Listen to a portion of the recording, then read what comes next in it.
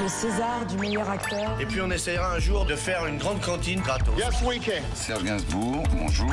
Il n'y a eu qu'un vainqueur, c'est l'espoir. Europe 1. Et à 7h23 sur Europe 1, c'est l'heure du jour où. Cette semaine a lieu au Parc des Expos la Paris Games Week. C'est le plus grand salon français du jeu vidéo. Une industrie qui pèse aujourd'hui, tenez-vous bien, 300 milliards de dollars dans le monde. C'est plus que le cinéma et la musique réunis. Succès qui a pris son temps lors d'Autriche. Le premier jeu vidéo est créé en 1952.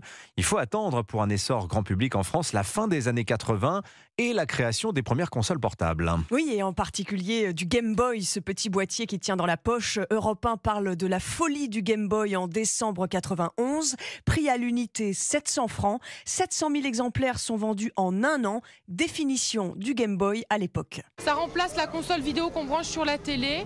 On peut l'écouter comme ça, ou il y a un écouteur qui permet de ne pas embêter son environnement. Et les jeux vidéo envoûtent les plus jeunes, mais aussi les plus âgés. C'est un client qu'on a ici qui a 72 ans, retraité, qui vient régulièrement. Là, je viens d'acheter un Nintendo.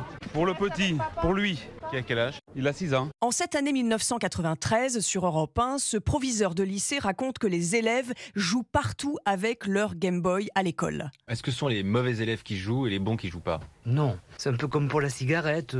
Tout le monde a un contact avec ces jeux. Certains s'y accoutument beaucoup, au point de s'isoler et de perdre un peu le contact avec la réalité. Et d'autres enfants, moins accros, s'échangent tout de même des jeux ou des cassettes, comme on dit à l'époque, dans la cour de récréation. Et déjà, au temps du Game Boy, lors des spécialistes et des parents s'inquiètent de voir leurs enfants délaisser livres et jouets pour les écrans.